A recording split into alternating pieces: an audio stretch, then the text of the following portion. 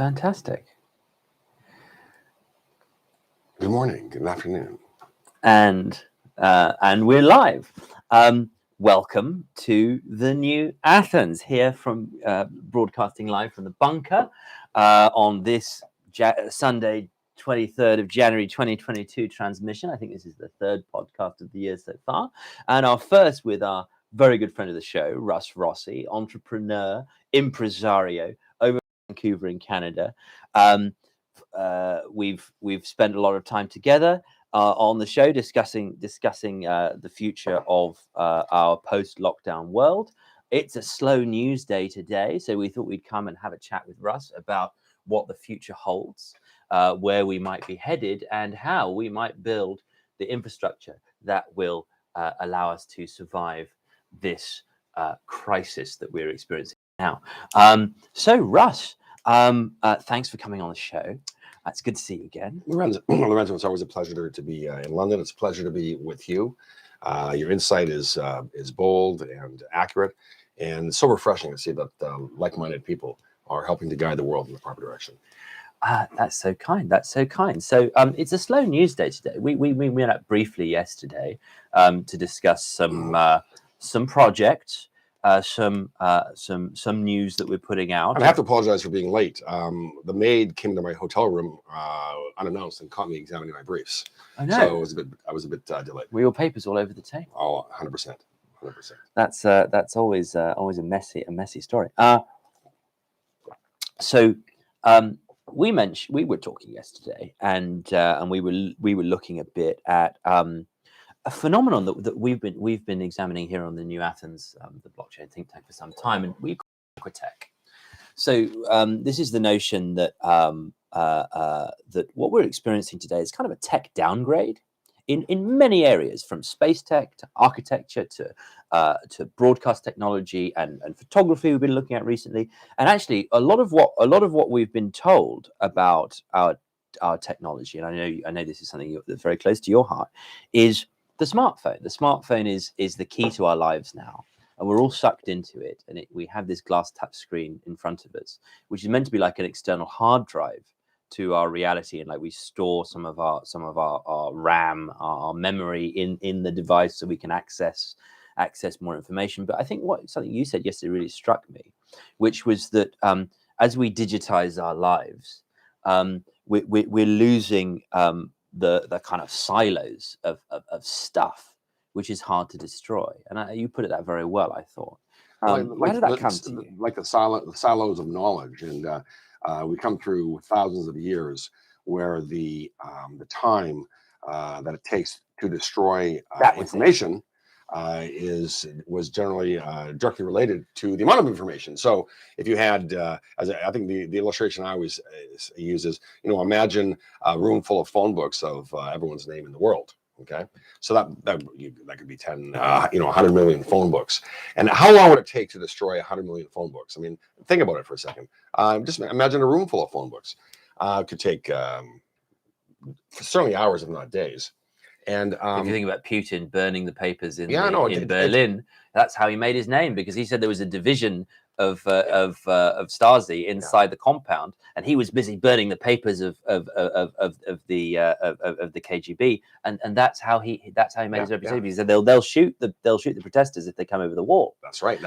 But they needed to buy the time to burn the records. 100%. Now race that forward to modern times, and the relationship between the amount of information and destruction time is now, there's no relationship. It's like it takes a second. So if I have everyone's name, and will probably fit in the world in my phone right now, I can destroy this in a second. I can stamp on it. I can throw it in the water.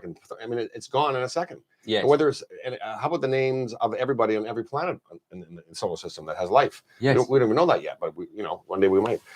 There's no relationship, and that becomes very, very dangerous, right? Because all information is, a famous man said that the faintest pencil is better than the best memory. Okay, and by having all this information in such a volatile state, and we're kind of halfway there now. Okay, so we're getting to a tipping point where all information is going to be in that state, and so anything catastrophic could actually destroy all the information in the world. Yeah. Right. I mean, certainly not tomorrow, maybe even, not in 10 years, but for sure in 100 years, I can see everything going into some kind of storage bin or silo that could be destroyed with one EMP, or perhaps one nuclear holocaust bomb. Who knows? I mean, it's not even far-fetched to imagine that three-thirds of the that 2/3 or 3/5 of the world could die of some kind of plague. I mean, Yes. we're seeing that demonstrated right now. It's not 2/3 of the world, but we see how that can happen. So imagine a pandemic coupled with an EMP, which we know China are developing, with some kind of nuclear war. Bam! All information's gone. We're left with a bunch of feudal tribal tribes running around the world, battling one another, looking for some territory. And all of a sudden they say, "Hey, but does anybody know how to make a light bulb?" Yeah, it's in my phone. Oh, wait, we don't have a phone. Oh, can you make a car? Yeah, it has wheels. Well, you know how to make rubber? People don't know how to do that anymore. Yeah. I'm going to tell you right now, when I was going, you think about my dad's generation for sure. They knew how to make rubber. They knew how to make light bulbs. They knew how to make fire. They knew how to make an engine. They knew how to make gas. They knew how to make electricity. Okay, they understand how to do it. They could do it. I put it to you right now that a lot of kids, let's say grade 12, even grade 10, 15-year-old child, I mean, they don't know how to do those things. Now go another 100 years forward, right? You could be left with a civilization that doesn't know how to make anything that they use, and the information is taken away, and the stuff they use is taken away. No one knows how to rebuild it again. There's a problem here of these knowledge silos. It used to be that we'd have the library at Alexandria and the library at Rome, and if the Vandals burnt one down, the other one would still survive. 100%. That's decentralized tech, right? Yeah, so you've got multiple copies of the same information in different places. You have a library in your home, and so on, which allows you to store this knowledge, as you say, in a non-digital format, which is physical and can give you that decentralized database. So you've got multiple redundant copies of information, so that you can access it in different places when things go wrong. That's some of what the blockchain has tried to replicate in the digital space through the internet. And that's something we've been developing here at the New Athens. We're currently building a cryptocurrency exchange, Instantly.exchange. It's being built by our CTO right now. It's in phase 1, and it currently tracks 12,839 cryptocurrencies in terms of their price, in terms of their history. Now, we've had this 10 years of flowering of crypto. Now we've got 12,000 currencies, and we can track their arbitrage, so we can see which ones are going up and going down using some tools that we've built. We don't though really track that much of our data. We don't really learn from history. It seems, certainly recent history.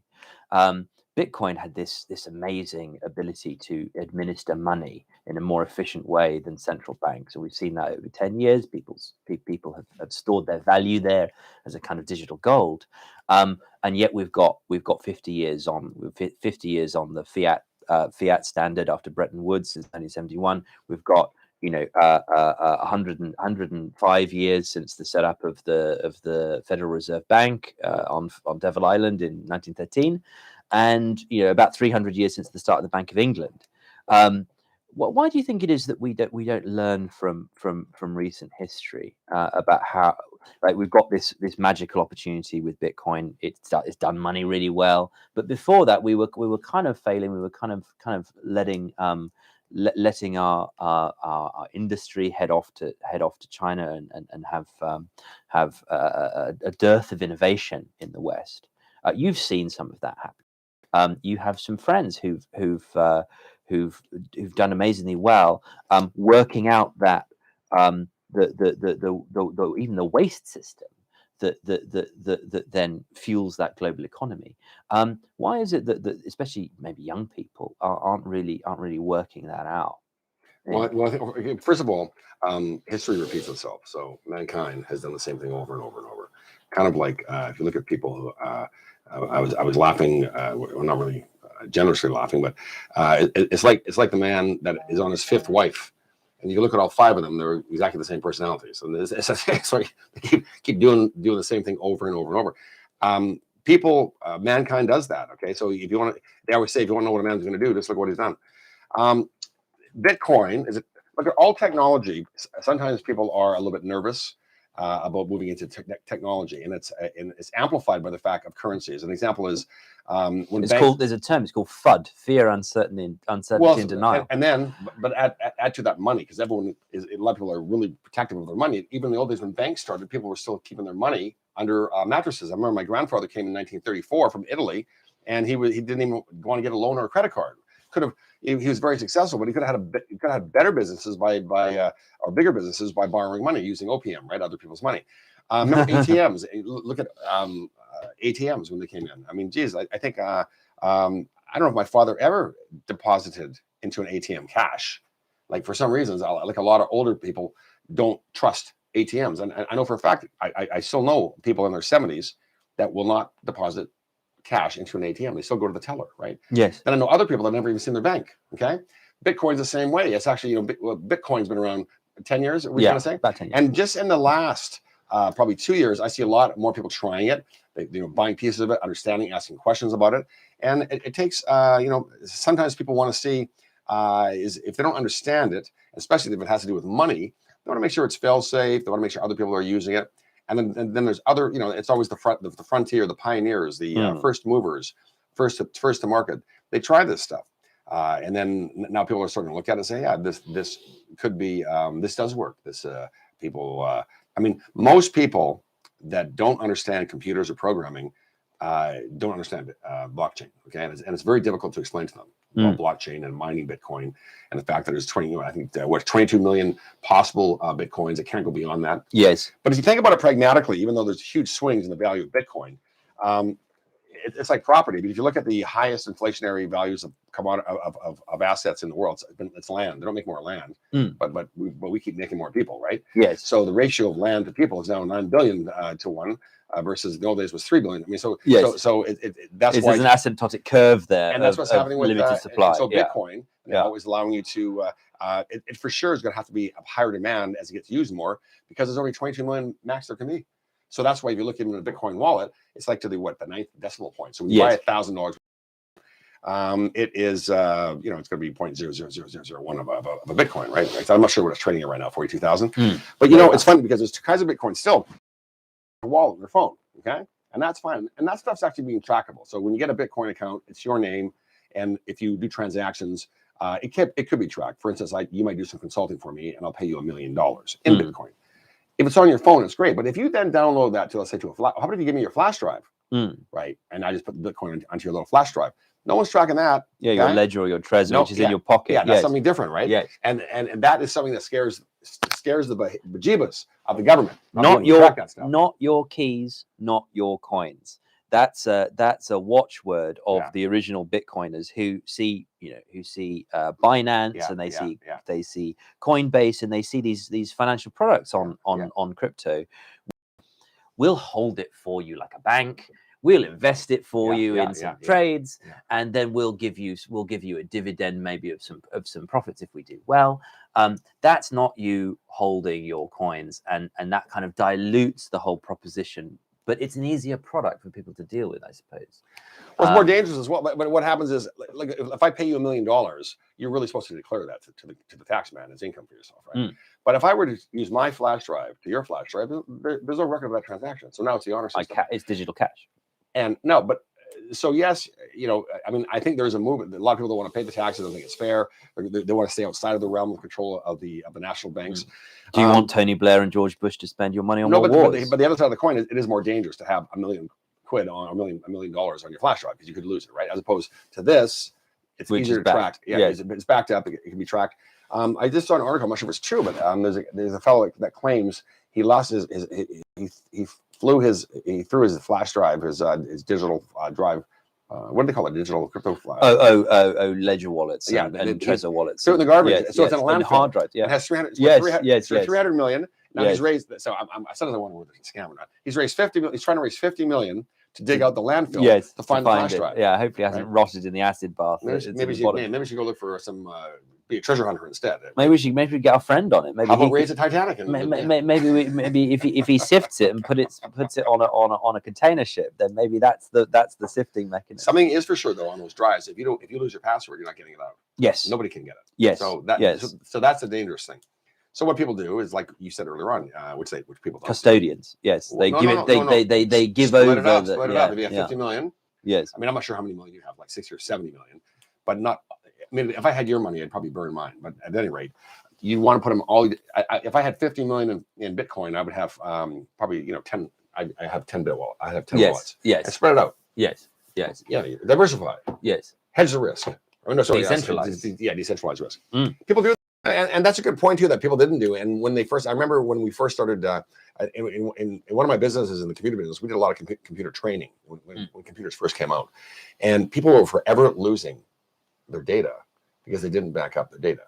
Getting back to my first point of how easy it is to erase data, and like this book here, you don't have to back that up. It's pretty hard to lose. I do take a backup actually. I do take photos. I do take, and then you have a redundancy again. But it's not so easy to destroy that. So that book, even if you got it wet and stuff, you just push a button, it's gone. Yes. And people started, first of all, using computers the way they use books. Yes. And they kept everything just in one. I mean, I can't tell you how many times. I bet you have as well. I mean, I haven't because I'm trained. I've got a Synology server, and we've got all our digital media on it. And but when people first got into computers, my father taught me. When people first got into computers, they did not keep backups. As a matter of fact, my kids don't have backups sometimes. They've lost their data on their laptop or the computer. Now I think they're changing their ways, but there's tons of times where people lost all their data because they only kept one copy. They never backed up.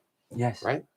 Have you ever? I mean, in the old days, did you ever lose something on a computer, like a file? Oh yeah, especially when you wipe your phone, or like a Word file. You're doing a letter. Yeah. You reset your phone. I mean, I've often given out old phone bodies to family and friends when I upgrade, and then you have to get everything off, and there might be siloed copies in folders that you forget about, and you wipe it and you give it God, Or what about this? What about creating a document? Have you ever, in the old days, creating a document and not saving as you go? Yes. Have you ever created like a 1 or 2 page and some real skillful writing, some thought? You got the thesaurus out, the dictionary. Yes. You call a friend, you ask the audience, right? You have the Ouija board going, and all of a sudden you don't save it.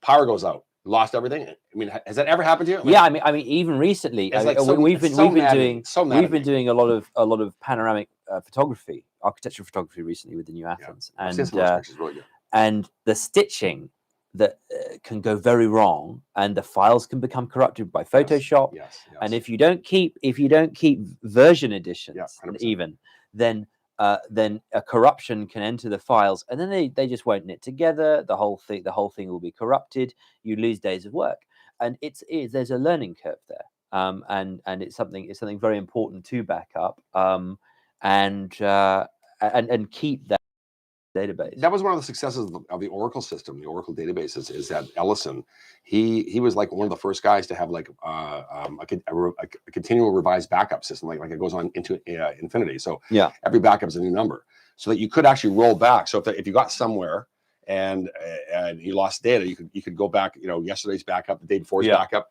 system restore. We back up at our office. We have backups. So our systems all back up Monday, Tuesday, Wednesday, Thursday, Friday. Okay. Then week 1, week 2, week 3. So you can always go back, right? Yes. Because I can't tell you how many times, maybe not so much now because everyone's on the cloud, which is another problem. Yes. Is people now you don't have a hard drive, you've got a virtual hard drive in a Google and how silo. does that get hacked, yes. right? We're not gonna hack you. Yeah, pretty soon they got pictures of you in the barnyard. They have they don't know what, but it's like people don't have I can't tell you how many offices I've been to where they lost their backup. So what happens is they have a corrupted database. It backs up. Next day, it backs up automatically at 2 a.m, right? Well, they're backing up the crap, right? Because what happens is they find out by Wednesday that the Monday data was corrupt, but they backed it up twice. So now they backed up corrupted data. I mean, they've covered it. They've covered over it. Like I've seen that like a dozen times. Disaster. Yes. Right. Yes. Failing safe. I know that you're interested in failing safe, and we've been talking a lot about it. It seems our society, as we've seen it in action in the past couple of years, is very bad at failing safe. How have you experienced that? And I know you from your piloting experience that's extremely important. How would you see how would you using technology in a fail-safe way? Well, I mean, you have to. I mean, we've been talking about that already just now. In terms, you have to, as new technologies are introduced, new habits need to be introduced that go along as a partner to the new technology. Just like driving electric cars. Driving electric cars, you're going to have to deal with the testicular cancer that comes from those emitting batteries. No, it's tiny AAA batteries. You have to always prepare for what's imminent. I mean, for potential catastrophe, right? For potential fail. Yeah, you need your leaden pants. Yeah, yeah, wear leaden pants. Yeah. We just go to your dentist and bring the lead shield. Yes, the lead shield. You have to always you have to have procedures in place. You try to have. I mean, it's called hedging, really, right? What are you doing? It's all about risk, right? Risk, and you're trying to reduce your risk. Yeah, I mean, pilots, we train for catastrophes, and we train for catastrophic failures, hoping that we never ever have to sense and be involved in one. And and most pilots aren't involved in one, thankfully. But you're always training for that, and that's really what part of the training is. So when it comes to data, yeah, there's a lot of. I mean, imagine companies. I mean, everything's going digital now. So you can imagine the databases and the banks. And the IT team that has to manage the money at banks and how careful they are. I remember the story about the guy who was the programmer that was rounding off the decimals on the interest payments. Do you remember that story? He decided they were rounding it off. He was rounding, so he decided to truncate.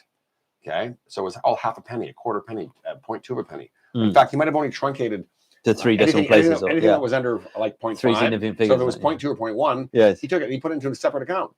but for all of America, that was like $100,000 a week. Yes, right. Yes. And they never funded for years. Well, not years. I think it funded for months, right? But the guy had millions of dollars, and it was all from half a penny of an interest payment that they truncated. Yeah, all done with a couple lines of code, right? So, I mean, that's where we're heading to. We're heading to a huge power with a couple of keystrokes applied across a series of databases that can have huge influence. It's like Hal in 2001. Open the pod's door. Open the pod doors, Hal.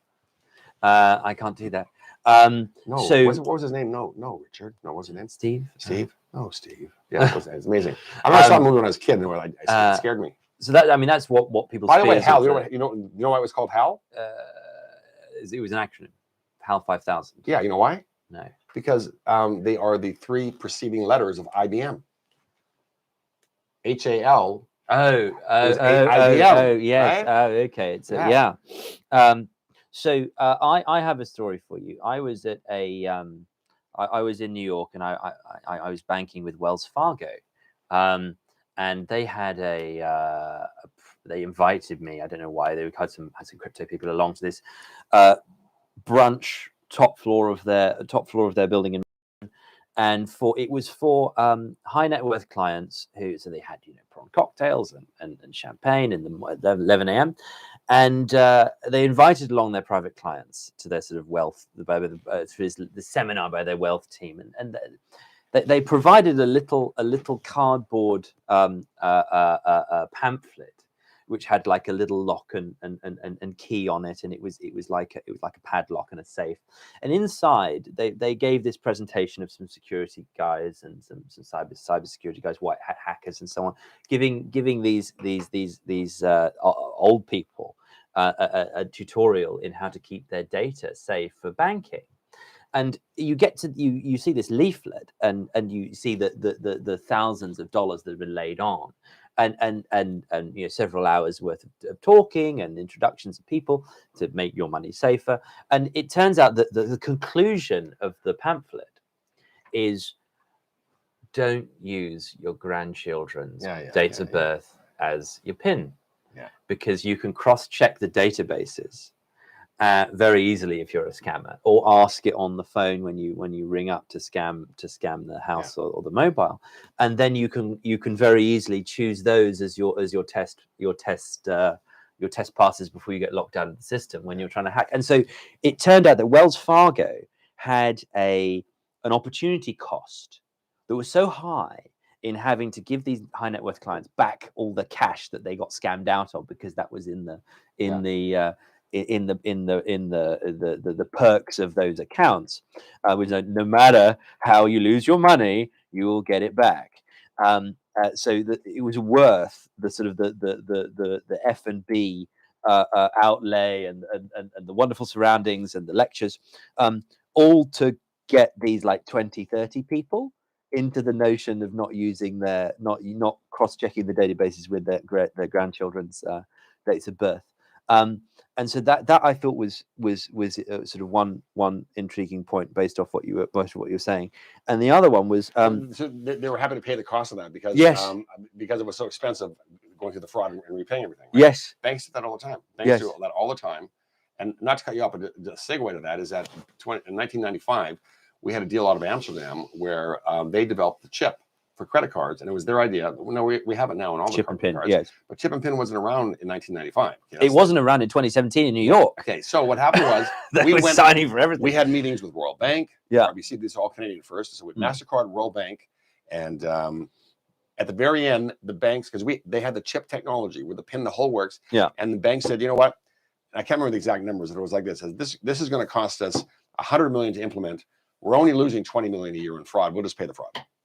That's what they did. So it was a cost benefit analysis, and so they pay the fraud. It's cost of doing business. It was amazing going to New York and living there and seeing people signing for things in 2017, because that's ancient tech for us, but not in the good sense we're looking at antiquitech, but it was just like janky old tech, and you'd see people rolling carbon paper over credit cards. Yes, I remember that. Which I haven't seen since 1992. In this country, we have it because my business is always taking credit cards. So Canada's behind. I think Europe behind the UK, but we even 10 years ago we were doing that. And here's the worst thing: you start to send those credit card slips in. I mean, there was like 7 to 10 day turnaround from the customer paying to us getting the money. 45 days of clearing on trades. When we were on Wall Street, we were looking at. And now it's the next day. It's the next day now. And of course, with crypto, it will be instant if we can get that online. But but the Brits are leading in getting. I mean, their bank. I think the banking system in Britain is more advanced than in America. I mean, you guys were the first. We're just getting it now, but I mean, sending funds with a sort code and account number. I mean, you still can't do that in Canada very well. It's more complicated. Yeah, if I give you my bank details, only you can send me much money. I know, but we can't do that. And you can do e-transfers. Okay, I'm not sure if you can do e-transfer here or not. I'm not sure. I mean, but transferring money between accounts is way easier in the UK a long time ago. Also, you guys are getting away from checks. But it was very, very funny. I remember back in 1995, around the same time when we had one of our first offices here in the UK. I remember going to the bank and getting checks at NatWest. Marylebone, and they were saying that I was able to write a check and pay for groceries. I mean, people were taking checks. So I went to the bank and said, "Well, what if I write a check and I have no money in my account?" And the guy goes, "What do you mean? Why would you do that?" Because bank fraud was prevalent in America. Okay, so a lot of people were writing checks. Bouncing checks. People in New York were saying that they had to check their bank for fraud every month, and then they just call up and say, "This wasn't my transaction. This wasn't my transaction." I'm talking about people that are purposely running a check. Bouncing checks. Yes. Well, that was not a common thing in Britain in the 90s. People weren't bouncing checks because it's too small a community. I don't know. But he looked at me like he goes, "Why would I bounce?" America's a big place. You can just go from city to city and just do the same scam, I suppose, again and again. What's it called? It's called Catch Me If You Can. Yes, Frank Abagnale. Catch Me If You Can. Yeah. Yes. That's right. So checks bouncing, having no money in your account. Oh yeah. But you say Britain's more advanced, but actually we had a scam going on which was very significant. So when chip and pin started, and when contactless RFID started, you'd have like a £20 limit on your tap of your card or your card, and so that cap's been raised without security being raised. But there was an interesting scam going on, which is you get an RFID reader, and you'd program it for dollars or euros, and then you'd swipe it on people's wallets in their clothes, through their clothes. And get it close. Did that work? Really? So although the limit in pounds was £20, the limit in euros and dollars was $9,999.99. Because that was the number they stored in the card. So they didn't limit the cards in multiple currencies. So people were getting scammed out of $10,000 a hit. by having these RFID readers pressed against their clothing. Of course, now people are getting Faraday cages for their wallets and their phones, so they can turn their phones off at those moments when they don't want to be tracked. They don't want to be constantly on a location pin. I mean, live location is really, really useful when you're trying to find people in the world. You know, oh, we'll meet by the clock tower at noon. You know, those days are numbered. But you don't necessarily want to be tracked all the time. And this brings us back to the notion you had of a couple of zeros, significant figures in the database, and then there's a massive change. And that's really what people are fearing about the Chinese social credit system, about surveillance states, which have come out of lockdowns and become much more tolerated. I mean, if you imagine where we were in 2019, and the amount of contact typical people have with, let's say, civil servants and people trying to regulate their behavior, versus now, the toleration level of interference in people's lives and like petty tracking is so much greater. It's driving me crazy, and there's a very dangerous potential here with brainwashing students, brainwashing people, herding people into a certain direction. I just saw a report that the average person now is spending 4 hours a day on their phone. 4 hours, okay? And media is purposely showing you stuff that you like to see to keep you coming back. So it's all stuff that make you angry. It's testing you. It's making you constantly check their phone. People are checking their phone all the time. I know Joe Rogan has been talking about anger algorithms that make you it's controversy as well as things you like. And what I'm getting tired of, here's something that I get really, because I'm a tech guy, right? I'm sick and tired. You're an attack guy. Those are my 3 models, right? Attack. No, I'm a tech guy and an attack guy, right? I can swap any vowels in there and it works. I'm not a tick though. I'm not a tick. Metamorphosis. Franz Kafka. Wake up, you're a beetle. But do you ever get tired of your computer resetting and putting its own, like putting Bing back in as a search? Bloatware. Putting Yahoo in. Yes. Asking questions like we're spending, and we are tolerating this. And I'm forever going in there. I'm turning off auto update. I'm turning off this. Even when I install Windows, I will not install it off the cloud. I put off an ISO, off a USB. I've got it on here. It's run so much quicker now. I debloated it. Got rid of Cortana. Got rid of all the bloatware. You've got to go into the registry. You've got to go into the PowerShell. You've got to like wipe everything. I mean, my CTO takes laptops apart. And every time he gets a new laptop, he's like, "I got an amazing new laptop." And he's like, the next day he's checking it for chips that's going to get his crypto seed phrases, and he's like, it doesn't have a lid. It's got like 4 layers now because the keyboard's off, and he's been inside. And so if you actually want to take cybersecurity seriously, that's what you've got to do. Well, but Microsoft is like machine gun attacking you with everything they want on that screen.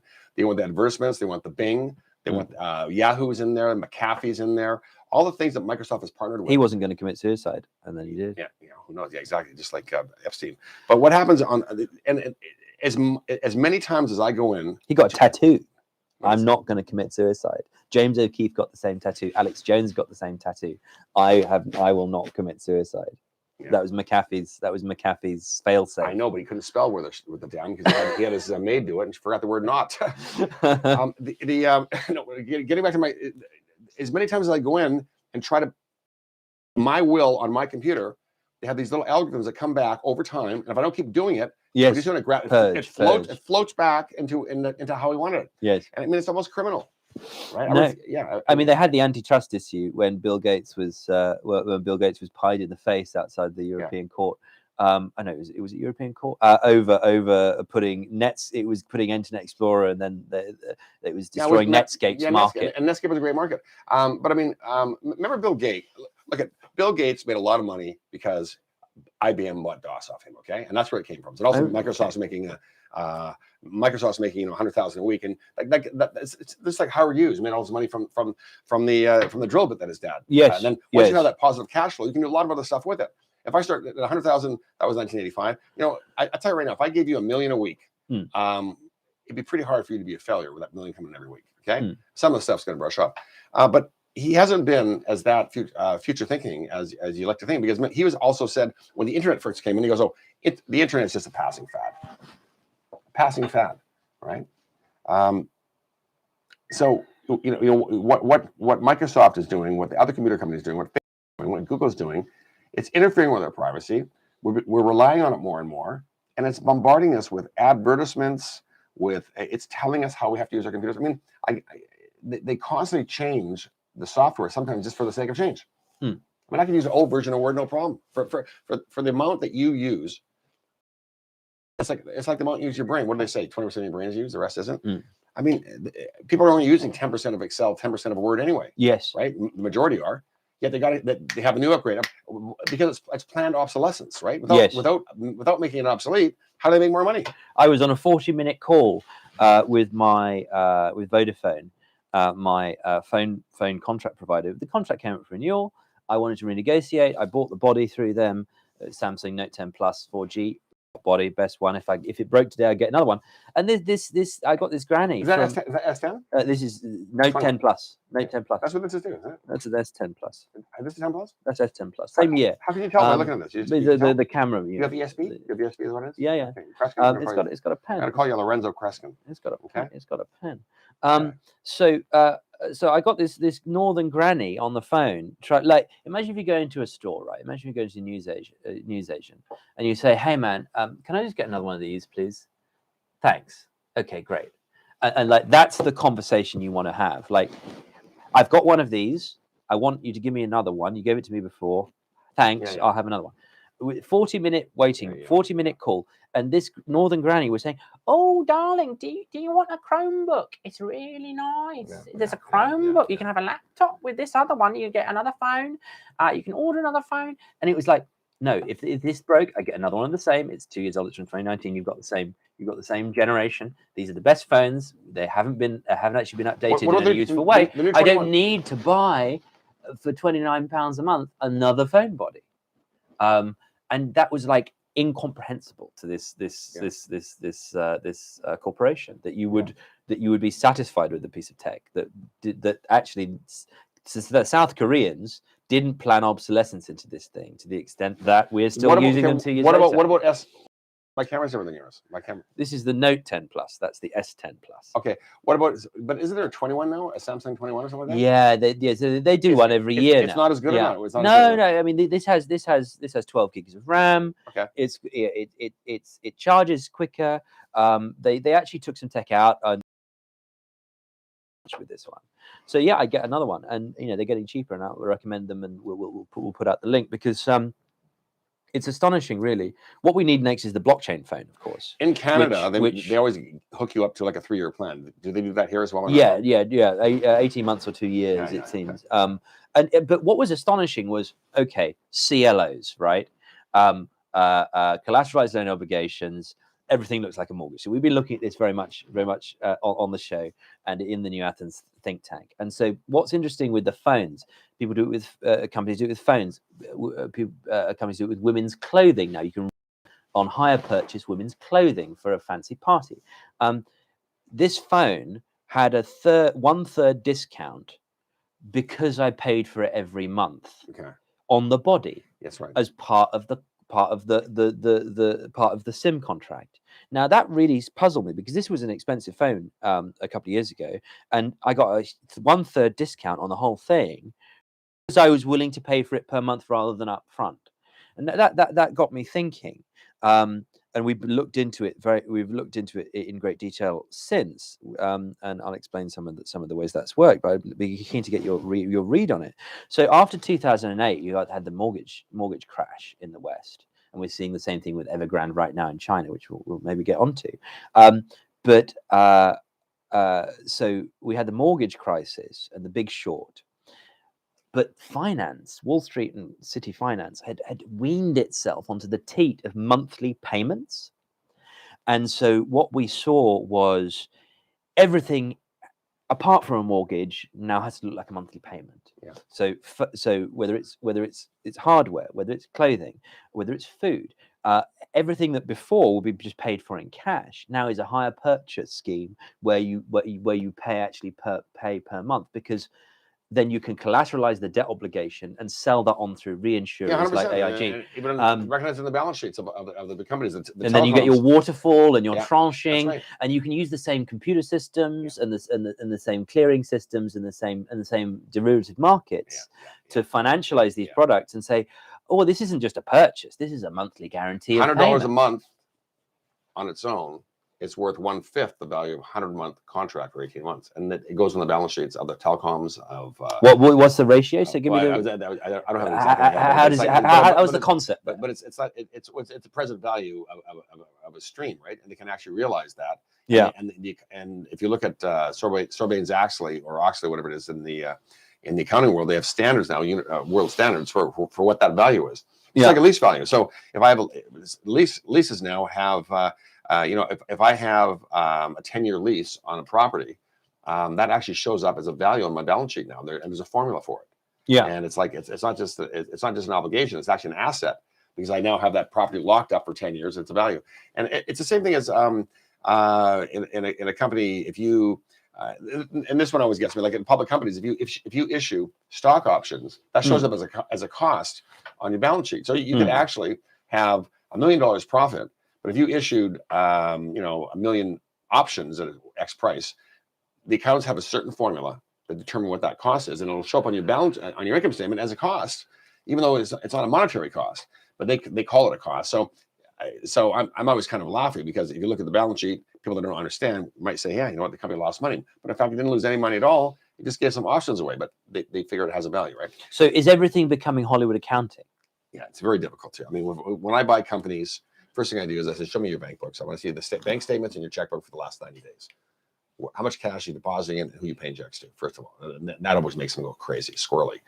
And I think accounting has become too complicated. And sometimes you can't even, it's like the COVID rules. I mean, reading a balance sheet is hilarious. And I've actually had companies audited twice by 2 different companies, and they have different numbers that come up. So how is that fail safe? I mean, reading, it's gotten ridiculous. So your ultimate debt obligation, as far as we've seen, is well, there's this one in organs which we discussed on in 2020 and broke the story, called the Great British Body Snatch of 2020. You can see that as an episode from March the 19th, 2020, and then with Pfizer and with Moderna. So if you know that in a year's time, if you know as the insiders in the honeycomb of investing, that in a year's time you're going to on-stream this notion of a government buying hundreds, in a single country, buying hundreds of millions of vaccines for on an ongoing basis, because they only last a certain number of months in the people that take them, and you need a buffer, you need a stockpile, and then each government is buying from these 3 firms, Pfizer, Moderna, so on, Johnson & Johnson, and a couple others, every month, every year, they're buying an X number of doses for their population prediction.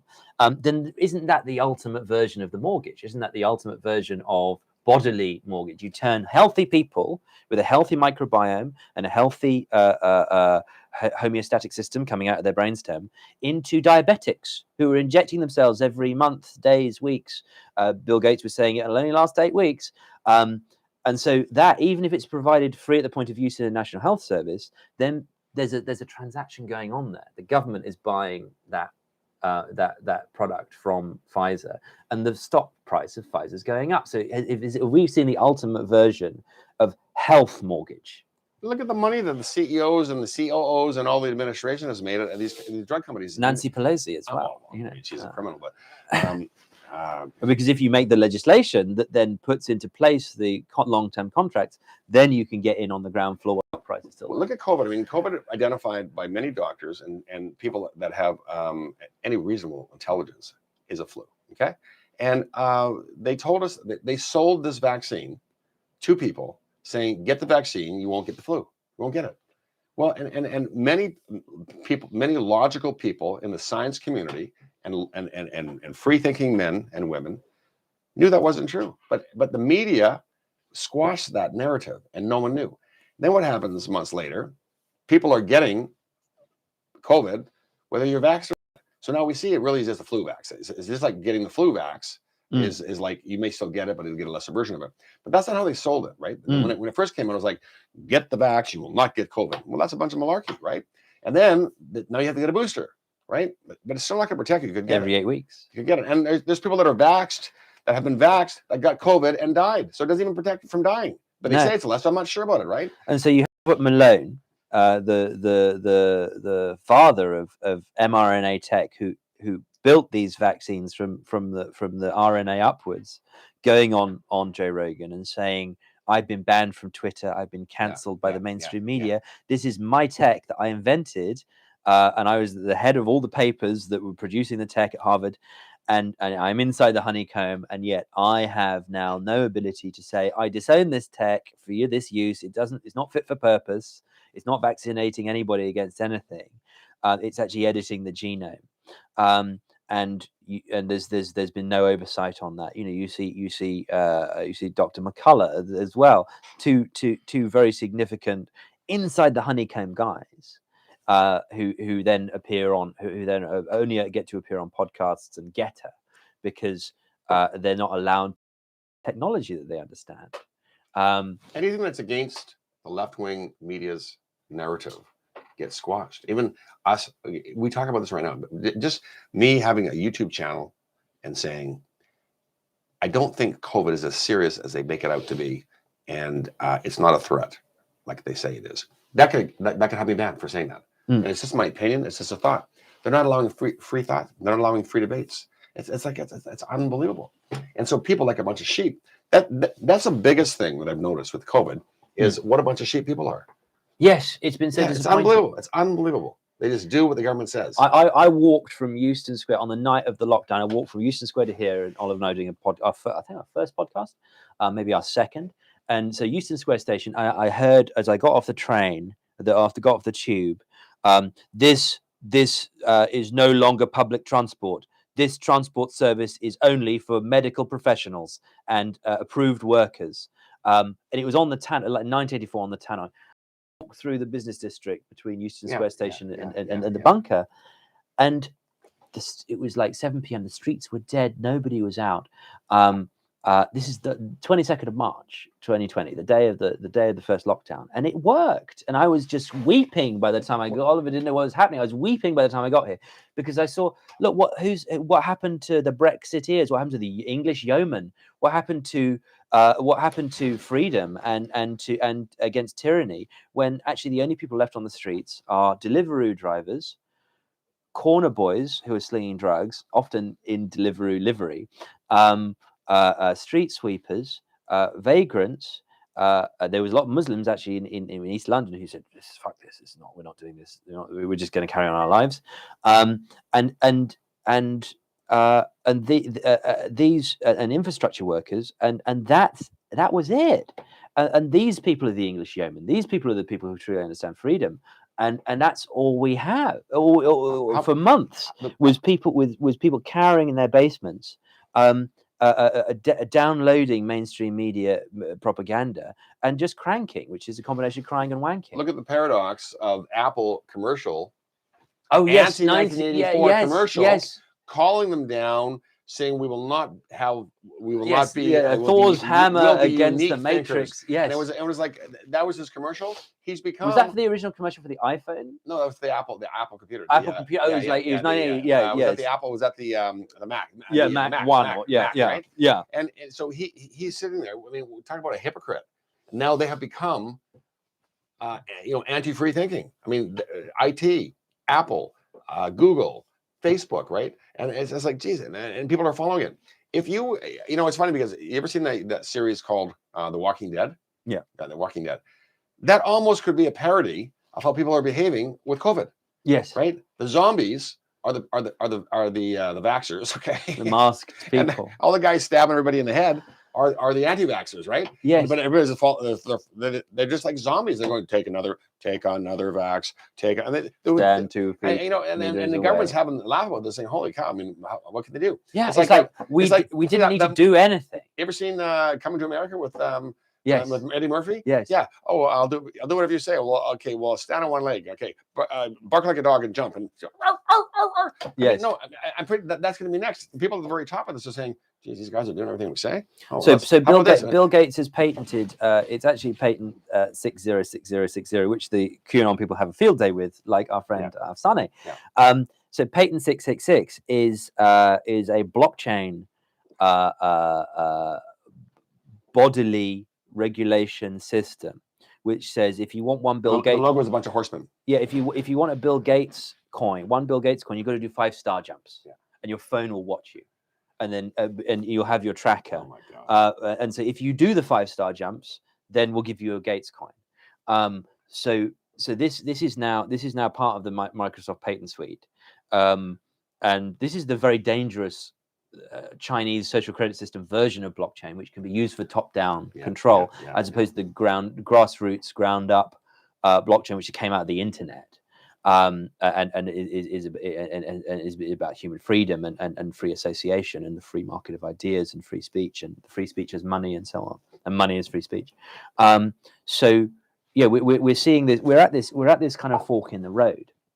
And I know you're a futurist, and as are we here at the New Athens, and we need to kind of work out how to propagandize and how to structure an alternative to the Chinese social credit system, lockdowns forever, bodily control of your organs, of your health, the phone tracking you. Comply or die. What Klaus Schwab at the comply or die. what Klaus Schwab at the World Economic Forum. Yeah, comply or die. What resistance is futile. How about the Borg or Star Trek? Yeah. Resistance is futile. Yes, right? Yes, we will assimilate you.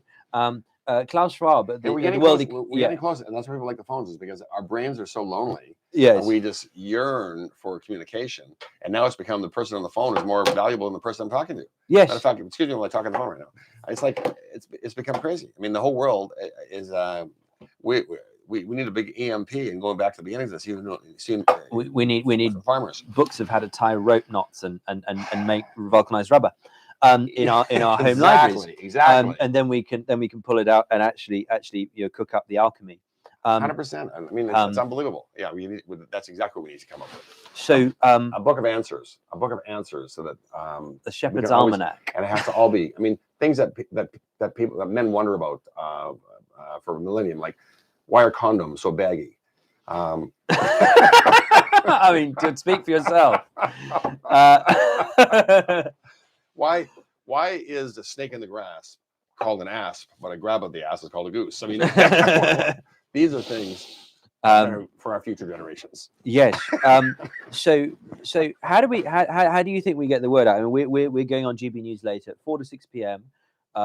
We will have GB News content. We've also got a GB News podcast coming to the bunker on Thursday, this coming Thursday at 7 p.m., which will be live streamed. With all the tech we have here, so that'll be very interesting to tune into. That's with Lemba Opik, friend of the show, chairman of the Parliament of Space, Asgardia, and Nana Akua, who's one of the hosts at GB News. They're performing a podcast here, so there'll be outreach. That's going to be really, really interesting. We'll be posting more about that as the details emerge. We're getting a media platform going, as you know, as we've been discussing, and I'll be seeking out your advice for our propaganda push in the past few days. How do you think we can galvanize people to start thinking about this new technology, building it, associating freely, and thinking for themselves? And how do we get that narrative out, like the Thor's hammer of Steve Jobs' ad? You know, is it that kind of production? Is it movie production? Which I know is something that you have a great. Well, I mean, everything has a balance, right? Everything has a season. There's a yin and a yang. So the pendulum swings back and forth. Not to make generalizations, but I just did. They had the word will get out, because when there's oppression, when there is domination by the media that tries to force you a certain way. I mean, half the world's not going to like it. No matter how you look at it, look at all the politics in the Western civilization. It's almost like half and half in every country, right? Yeah. Sort of half progressive liberals, and the other half is the conservatives, right? And it's always a balance going back and forth. But when one side gets too much power, it makes the other side unhappy. And so whether it's the liberals are in power or whether it's conservatives, you're going to start having you're going to have reactions. And so what's happening right now is we have groups like this. We start passing the word. We actually even start cocooning a bit more with our other conservative friends because the liberal friends don't want to hear. And so you create a movement that's even more stronger than if we had the communication. Because now we're being it's almost like a new secret society, right? We end up with really firm. It's actually very dangerous because you get indoctrinated into beliefs even more so with greater intensity than if you're receiving this transmission, you are the resistance. Exactly, 100%, right? So it's like, and then that group would get its word out. I mean, we see it in American politics back and forth. Back when Carter was in power, and then Reagan had the landing, had a sweep of Republican votes in, going back and when that was Reagan Democrats. Yeah, 78, 79. Yes. And right now, actually, if you look at what's going on in the United States, it's very similar to Carter politics. Actually, it's worse, right? Biden is a progressive left, and he's actually forcing. Demented. He's forcing. Was not forcing. I think we're going to see exactly what we saw back in '79 or 1980. I mean, I was just a baby, but I mean, it's like if you look at the history of politics, you could see a sweeping landslide of Republicans in the United States simply because most of the United States is not that radical left. They're mostly middle of the road, kind of, right? And so it's like that's what happens. And so what's happening right now is we're starting to articulate the importance of free thought, the importance of a right wing philosophy. I'm not saying it's the only way, but if you get too far left, what's really interesting is that the axes of politics have shifted so much. I mean, when I was growing up, free speech was a left wing issue. It was a leftist issue, left wing issue it's against bishops and archbishops and cardinals and promoting the life of Brian. Against the Anglican Church, and blasphemy laws were a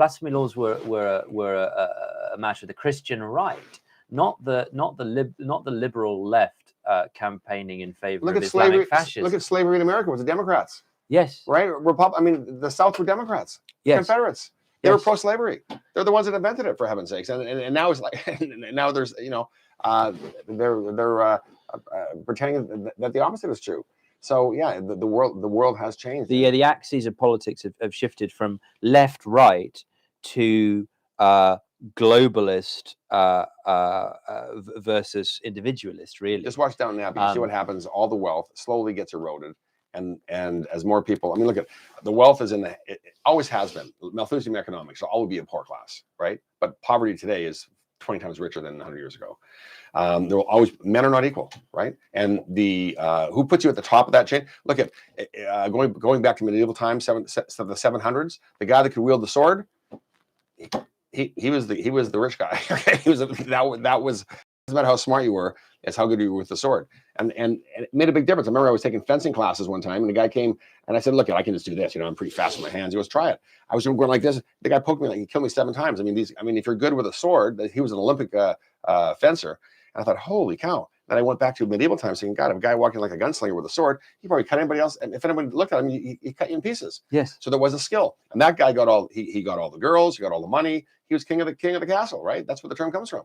And then you roll ahead, and all of a sudden these guys, Downton Abbey times, 1920, 1930, these merchants, these guys started figuring out, hey, I'll be a middleman, I'll be a merchant stuff. Even though the blue bloods hated them, they became super, super rich. What, a newspaper man, a doctor? And they're the wealth, but they're the powerful people because now they know how to do business, right? Slowly the blue bloods eroded. A lot of them were poor, got nothing because they were being crippled by the taxation. Now it's the brainiacs. It's the guys that know how to run computers, right? They're all the wealthy guys in the world, and it keeps going. So my point was, man is not equal, but I'm not saying that's what is valuable today is not necessarily what was valuable 200 years ago, right? There's always a discrepancy. Could be the faster runner, he could be the faster thinker, maybe just a good-looking guy. Maybe who knows? All these different things have been valued in society at different times, and that makes phone compression. Everybody's different, right? We're not equal, okay? And some people are benefiting from what the flavor of the day is, okay? Thank you very much. But it's and that's what liberals don't like to admit. They want everyone to have the same face. They love masks because we're all the same face. We all do the same thing. They like to protect the weak from villains that they say are villains, like the businessman, the capitalist, the guy who works his ass off, makes extra money. They never bring that part in. It's that he is a crook, and so it goes against. So we've not seen true communism because communist revolutions are full of gangsters who kill everybody and shoot them up against the wall or guillotine them, and that's what the left says about about socialist revolution. Look at Cuba. We've never seen true socialism, and actually with the same with no true capitalism, because there's gangsterism, there are all of these problems that attend government regulations, as I'm sure someone Power put it. corrupts. It's happened every time. Which attend to the pure market of capitalism, which means that we've never seen that either. They killed the Romanovs and they ended up becoming like Romanovs. Cuba kicked everybody out, and then Castro ends up becoming like his nemesis. It was exactly what he hated. Cromwell became law protective England. Exactly. They all become what they say is horrible for the country. And so it's just a bunch of nonsense. And socialism never worked. I mean, every time it's been tried, it failed. It never works because all the talent leaves. All the talent will not participate. Just like right now, it's become a global world, and countries are scrambling because the ones that have oppressive laws for taxes, oppressive laws for rule, the money's going to other countries. It's going to countries that don't. We can now go around the world. We do business worldwide in a second. It happens in a flash. So it can't keep up. It's like I remember reading a story about the gangsters that were doing drug running in the States, and the gangsters had as much money as the government, Escobar, and they were buying planes. So they would buy a plane. The government buys a plane that can surveil, and then the next day they buy a plane because it's higher and better. But the gangsters could respond in a day because it was one guy writing a check. The government had to go to the 3 committees and this guy and blah blah blah, and they were just so far behind they couldn't do it. Right. So that's what China thought they had over Trump. China thought that we have centralized planning. We have slaves in making iPhones. We can take the patent value of all the American tech because we have our students in the universities, and we can bribe the professors to give us the patent. The companies have to twin with a Chinese company and have to give them the IP when manufacturing in China. So the Chinese thought, okay, Trump's a paper tiger, to coin a phrase, and he's going to get stuck in committees. He's got all these different arms of government which he doesn't have control of. We've got the central committee of the party, and the gangsters are the administrators, are the businessmen, and are the politicians all at the same time, and it's fine. Whereas there's all this partisanship and so on within the American Western system of representative democracy and civil service, where they have all these blocks, as you say, on efficient action, like the Escobar writing a check. But what they saw with Huawei was actually he did have the power of the pen. He wasn't a paper tiger, and he said, right, okay, no Huawei in the infrastructure of 5G, no Huawei sold in the West, and then put that down, and that was an executive order. That was in Vancouver in jail. Huawei's daughter? Yes. She was there. Lived just down the street from me. Okay. Oh yes. And she was sitting there for because because Americans wanted her. Yes. And she was a house prisoner. It was ridiculous. It's absolutely ridiculous. So he had the power to cancel Huawei and Chinese tech. He also had he had a major investigation and had arrested the head of biotech at Harvard for selling secrets to the Chinese. When I was at Cambridge University, the English faculty computer rooms in 2006 to 2009 were full of Chinese exchange students typing on a terminal in DOS-style terminal in Chinese. They were there 24 hours a day. Yeah. You couldn't get a computer, and this was this is library with Chaucer and Shakespeare and literary criticism. And you think, well, why is this computer is dominated by Chinese exchange students? They didn't speak any English. Yeah. Why they're in the English faculty? We study literature here, but then of course it was the literature and linguistics faculty, English literature and language, and which was in another room, but they shared a library. And so these guys were doing neurolinguistic programming, and they were training the computers back home via this terminal to ingest English, so that now the spyware can interpret, transcribe, and record what we're saying, and then interpret it with the Chinese tech that's embedded in these devices because of that tech exchange. It's an amazing plan, and that was 2006 to 2009. It was puzzling then, but now, 10 years down the track, it's clear what was going on, and that was inside. You know what, and going full circle and off that point, you know that in the old civilizations of Egypt, early time of Christianity, the monks, the priests, only certain people knew how to write and could write. They were called scriveners. Yes, and it was a very select few of the community that were put into rooms, and they. Alfred the Great and Charlemagne couldn't read. No, couldn't they read wrote. and They write. wrote. Yes, They wrote. yes, They wrote. And then yes. now we've gone through a society where everyone could read and write, and that's one of the first things you learn in school. The old schools used to have all the letters around the top of the classroom. They're now moving to not writing anymore. I mean, as of grade 8, you don't have to write. It's all on computer. Kids can't write and they'll get writer's cramp, right? We're moving now. I give people as a test, they write their contacts in my book, or when I give them a fountain pen to see if people can still write with it. Well, many people who are very well educated, they've weaned themselves onto the thumbs or onto the keyboard, and they don't even know what this is anymore. Hey, let alone which way round to use it. You get people who how are hands and thumbs going to evolve over the next 10,000 years the way we're using these phones? We might have like big platypus hands or something, right? This next thing is Neuralink. Yeah, we're gonna have EMPs. So EMPs, all the information silos are gone. No one's gonna be able to write. Because they have no digital dexterity anymore. It's all gone. They're going, well, I know how to do an A, and they're gonna be with sticks and crap. And it's like we're basically devolving. Yes, and this is our Antiquitech hypothesis, which we're putting through currently Cambridge PhD. You heard the band Devo? No. De-evolution? Yeah, you look it up. It's Devo. So de-evolution. Yeah, and that's a band. It's from the 90s, right? Remember that? Yeah, exactly. Devo. Dun. We are Devo. Yeah, it's funny. They predicted the de-evolution of society back in 1990. So college kids, all college university. Yeah. So we're putting this now through the PhD structure at Cambridge, this Antiquitech hypothesis, the idea that we had a great wealth of technology, but actually we've degraded that. Yeah. And that's political technologies. Yeah. That's the technologies of ideas. That's the technologies of analog tech like writing and also digital tech. Remember we were talking yesterday about mail, but people when telephones came in. When telephones came in, everyone went from mail because they're writing mails. Postmaster General, beautiful movie. The biggest public buildings in every city with a Age of Innocence. It's amazing. It's about the New York Times with all the English. Edith Wharton.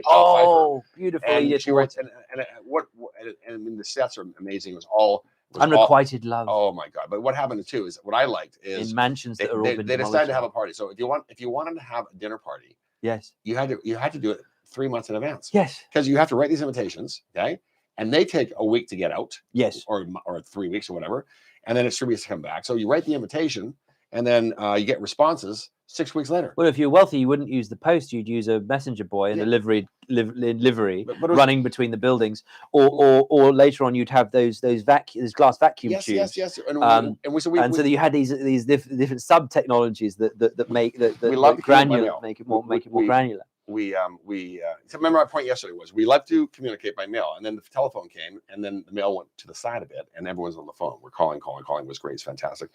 And we thought, well, we're now evolving to communications face to face, and then email comes in, and the phone drops. No one wants the phone anymore. So really, they liked mail. Mail had evolved to what people liked, over time, and that was the preferred way of communication. But the phone was taking over the mail, not because people want to talk, but because they want instant gratification. Second, that email became as fast as phone. They go back to email. So people now are back to what we were doing in the 20s, mailing each other, so it's texting each other. Yes. They don't want to talk face to face, right? So nowadays, even in sales, school, when I call people up, we said sometimes always be closing. They're surprised. They're no such thing as a free lunch. Every time that you call someone up, they're surprised. Well, you call me? I got 20 people pitching me. No one's ever called me before. People don't call anymore. People get upset because people that can talk, they're few, 1%. don't like talking to those guys because guess what? We're in control of the situation. My uncle used to have an idea about this that he taught me. He was in sales too, and he said, and I think what you've outlined is the same idea, is putting people, what he called putting people on tilt. So when you get frustrated at a game of pinball in a games arcade, a box, then if your ball gets stuck in the corner, one of the ways to solve this impasse is to shake the box in which the pinball machine lives. And there's a gyroscope in the box. This is sort of mid 20th century tech. There's a gyroscope in the box. It freezes the paddles if you shake it, and it puts you on tilt, which means that the ball, when you dislodge it, will fall between the paddles and you'll lose the life. So that freezing up of the paddles is called being put on tilt. Now, my uncle applied this to people, and he said, "Look, I use it in poker. So when you blast through somebody's somebody's poker face and their sang-froid, their coolness, and you do something unexpected, sometimes people just freeze up. You put them on tilt, and then they just freeze. They don't know how to react because their OODA loop is slower than yours. This is something that Dominic Cummings was looking into. Observe, orient, decide, act. So this is for this is Black Ops Aviation from the USAF.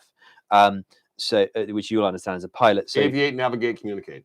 So your OODA loop is comparative to other fighter pilots. So if you observe your situation, orient yourself in the situation, decide what to do, and then act on it on a quicker cycle than somebody else, you start getting multiple rounds of decision-making initiative before they've even worked out how to put their boots on. And so then you can shoot their plane out of the sky. So this was taught by Colonel something. I need to find that. It's Super Forecasting. It's a very good book, which Cummings recommended about this decision making protocol. And so if your OODA loop is faster than your opponent's, then you can put them on tip because they don't know how to react against all of this flurry of action. And so this is what you were saying you found with people on the phone. Tell me about that. Well, I mean, we're in a society now where people basically, I mean, our offices in Vancouver are doing the same thing we did, 15 years ago, but we used to have like 25 lines. And now we have 4 lines of phone lines, where you have like 25 computer lines. So it's like everything's gone to email, everything's gone to texting. And people don't like thinking on their feet so much. Many people don't. I mean, I don't mind doing it. And obviously you don't, but a lot of people don't. And they don't like to make decisions fast. And it gives them anxiety. So when you call them up, you're kind of now acting out of their circle of comfort because they're not used to it. In fact, some people might like it, but it doesn't happen anymore. People aren't calling them up. People buy from people they like. So when it comes to sales, there's many things that you have to do. But another of my uncle's favorite phrases, George Evans said, "I like you because you're like me." Yes, yeah. That was a nice one. like minds hang out, right? Yes. So you have to communicate and find. And there's different, but see, a master salesperson is also. You want to you have to identify your prospect, right? So there's different kinds of people. I come in the 4 quadrants. There's the driver, there's the analytical, there's the empathizer, then there's one Maverick. I can't remember the other one. There's 4 of them, and everyone is in a different. Sometimes you're in a combo, right? There's some overlap there. So like the Myers-Briggs test, and you can go. Yes. So you have to. So the Ocean the way you're gonna, personality. I mean, if you're a driver, yes. Okay, you don't like. I'm a driver. If you're gonna sell me, you better be fast, okay? You got 30 seconds. I'm gonna listen. I'll look at your junk mail at 1,000,000 miles an hour or a garbage can, right? So what is it? What does it cost? What is it? Yes or no? Don't start giving me a big spiel because if I'm an analytical guy, then I want all the numbers. I want all the spiel. I want all this. I want all that. So you have to identify that. And the second thing you want to do, and this is really effective too, is that so once I understand what your need is, okay, I'm going to tell you what you need, okay. I'm going to tell you how I'm going to do it. I'm going to tell you what it's going to cost. And then I shut up. Right? Lorenzo, I know exactly what you need. This new Ouija board calculator calculates all of the trades ahead of time, which means you will make $1 million a day. I can get that calculator for you tomorrow, but I'll need 10,000 down and 10,000 a month for 3 months. We can have it tomorrow. You'll be satisfied. We have a deal. Is there a guarantee? Yes. How many months? Comments. Me. We always have to shut up and let them talk. Don't buy it back, okay? Yeah. Right. So, Yeah. we serious? We're gonna buy that? No. Yeah. We'll put it in instantly. I mean, it'll be a tool set. No. API call. But it's difficult. See, it's difficult to do that. And here's the other problem too: is that texting and emailing is not as effective. Because there's so many nuances in communication. Just like where the Chinese have like 7 words for water, right? Like, is it tea water? Is it swim water? Is it clean water? Is it toothpaste water? I think it's the Chinese, but it's like there's so many nuances, and I don't speak Chinese, but also I understand they can say how you say a certain word. 4 tones. Yeah, in Mandarin, 7 tones in Cantonese. There's like tones the involved, word, and it's like what is it's complex. But it's the same thing with us when we're speaking, and even face to face. I mean, there's so many other cues that we give in terms of where our hands are, our body language, our face language. You're looking wonderful today. 100%. Yeah. And that's not happening right now. There's for 2 reasons. You're looking wonderful. Exactly. You're looking wonderful today. Yes. It's happening. And it's like a double shot right now because A, everyone's on the computer, right? B, everyone's got a mask on, and so it's like, and I think it struck me last week when I was skiing up at Whistler, and I looked down, and this little kid, he's like 2 years old, in a stroller. Whistler's mother, and he's like, he's looking up at everybody. There's like 7 adults in the room buying coffee, and everyone's got masks on, right? I'm going, this little kid has never seen the face of a stranger, like most of the time, all his family members, but he's not getting any sort of feedback, facial recognition cues, or like he's not learning what does a smile make? What does a smile mean? What does a wince mean? Yes, I'm just wondering, maybe a smile can be fear. Maybe it won't be. A smile can be happiness. Maybe humans are resilient, and it's not going to have any effect whatsoever. But I don't know. It's 2 years of how do these kids? I mean, those are very formative years, right? Yes. Baby to grade to 3 years. Yes. It's highly formative. Yes. So what's going on there? Didn't Freud say that's where your oral and anal fetishes come fixations, in? Fixations, yes. come in? And then you pass through those into getting object relations going, and understanding that things disappear, like like the people around you, and then they come back again, and if you're constantly cooped up in the same place, you don't have the change of personnel around you. Can you then conceptualize how to behave around people? If you're dealing with people via Zoom, can you conceptualize how to interact socially? There's a lot of Freudian stuff that is brain modules that just aren't getting activated right now.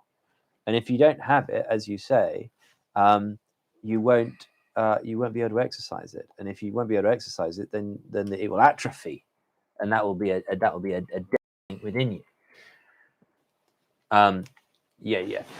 So beyond the dead instinct within you, Russ, it's been wonderful to have your wisdom and your insight and your sense of innovation and optimism about the future, actually, which we really need in this country. And I'm so glad you get over here and through the passport control and all these awful regulations. But thanks for coming on the show.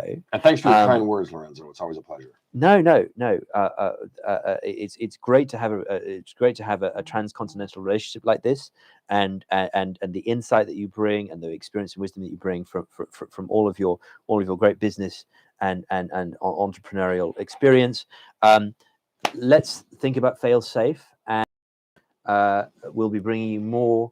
We'll be bringing more media analysis 4 p.m. to 6 p.m. on GB News. I'll send out the links. That'll be really exciting. And Russ is in there with us. We're going to be going across to the States hopefully soon and get some media from there for our new campaigns, which we'll discuss later. It's been so kind of you to give us some insight into that sort of how to sell media, which I think we're putting together here. So catch us on Monday the 31st of January for a discussion of pyramids. Specifically the stained glass with Pedro Pinto. He's designed stained glass in the pyramid at Astana, which is currently being bombarded. It's an opera house, and it's like a recent pyramid by Foster in this astonishing a city built to the designs of a dictator. Anyway, that's on fire right now. But we have the designer of the stained glass of the pyramid in to talk about Antiquitech, talk about pyramids, talk about the vagaries of putting together glass into massive structures, and the significance of the technologies in city planning and so on that stand behind. That should be really fascinating. Pedro Pinto, stained glass designer, on Monday the 31st of January. We'll have more for you ongoing media. Social media platforms that are coming on stream for this year, and we'll have more of that anon across out on the channels. Please like, subscribe, and share to the New Athens podcast. We'll be informing you how to get in touch more later. And Russ, thank you so much for coming. Thank you so much. Enjoy your game of squash and the rest of your stay. We will see from the bunker. Have a very wonderful afternoon, and I'll see you next time. Thanks.